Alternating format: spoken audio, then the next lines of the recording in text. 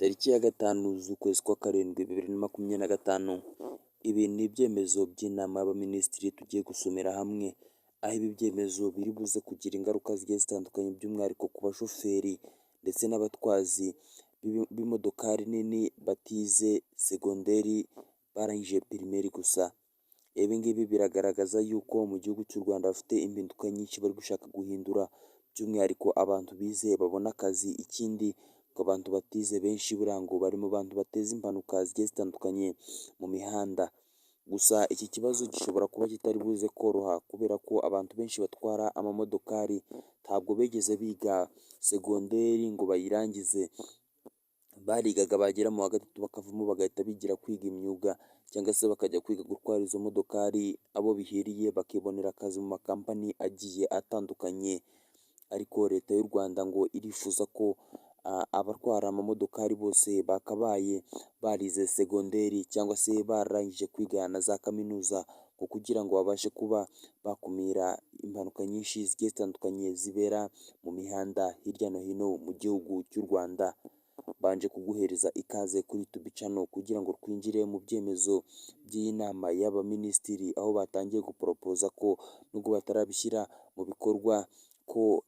abashoferi bagomba kujya batwara zino modokari nini ndetse n'abagenzi ari ababa barize segonderi cyangwa se ngo kaminuza, ukazajya utwara imodokari ufite na lisansi igaragaza ko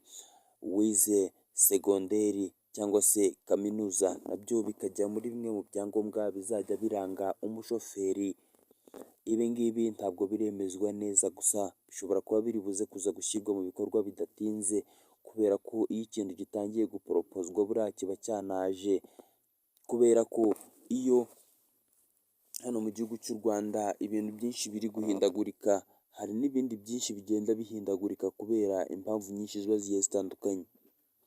Kuko nabikubwiye, uyu mwaka hano mu gihugu cy'u Rwanda bawise umwaka w'impinduka, kubera ko haba mu mashuri, haba mu buvuzi, haba mu bwikorezi, haba mu butwazi, ibintu byose biri guhindagurika kandi ku muvuduko uhambaye.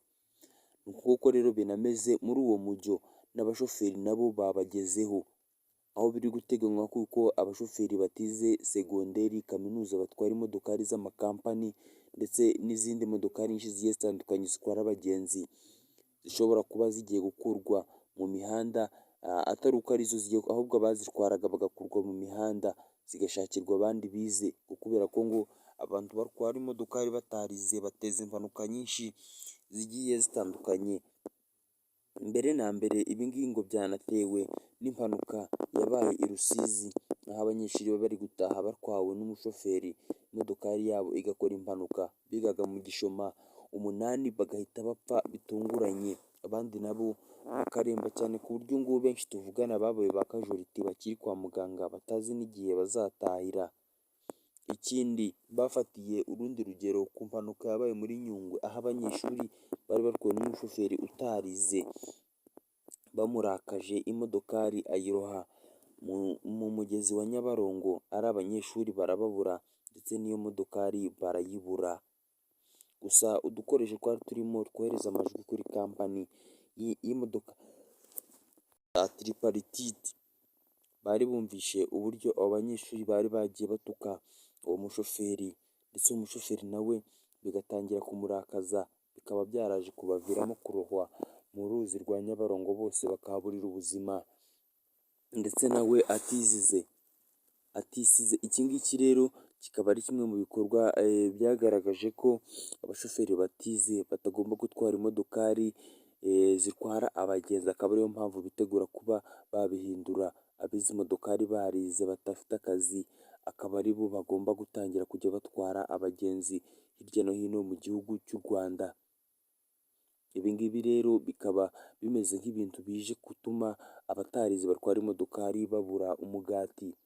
kandi koko abantu benshi batwara imodokari zaba ari iz'amakampani nini cyangwa se zino modokari zitwara abagenzi, ntabwo benshi baba barize muri bo, aba ari abashoferi bari aho ngaho basanzwe.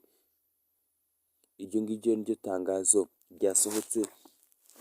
kuri uyu wa 5 z'ukwa karindwi 2025. Reka ngushimire ko wanyuze muri kino kiganiro, nkubwire ngo uri kuri Rwanda Rumwe TV, gusa ukanda subscribe kugira ngo tujye tubana mu biganiro byinshi.